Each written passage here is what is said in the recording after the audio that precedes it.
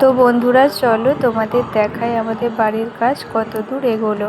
এই যে দেখতে পাচ্ছ নিচে যে জায়গাটা দুটো পিলিয়ার তুলে উপরে যে ছাদটা হবে বলেছিলাম, তো সেই কাজটাই শুরু হয়েছে। এই যে দুটো গর্ত কিন্তু এদিকে একটা ওদিকে একটা পিলিয়ার তোলার জন্য খোলা হয়েছে। তো এটা কিন্তু মিস্ত্রিরা কালকে করে গেছে, আজকে কিন্তু মিস্ত্রির কাজে লাগেনি, যেহেতু মানে কাজের জিনিসপত্র সব কিছু যেরকম আনা নেই মাল, তো আজকে জিনিসপত্র আসবে, আবার কাল থেকে কাজ শুরু হবে। এই যে দেখো, তো চলো তোমাদের দেখাই এবার ছাদটা তো আগের দিন এসে ঝাঁট দিয়ে গিয়েছিলাম, তোমাদের দেখালাম। তো চলো তোমাদের দেখাই ঝাঁট দেওয়ার পর ছাদের পরিস্থিতি কী।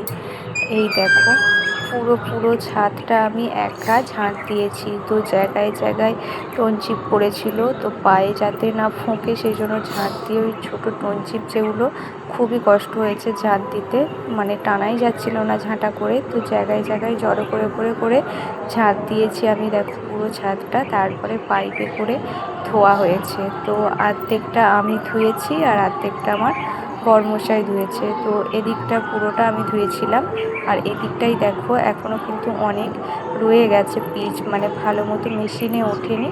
তো ওরা যখন কাজ করবে নিজেদের মতো তখন তুলে নেবে বলেছে। তো এই দেখো নিচেটা এখান থেকে এই রকম লাগছে। তো চলো আস্তে আস্তে সব কাজই তোমাদের দেখাবো। তো এখন চলো টাটা।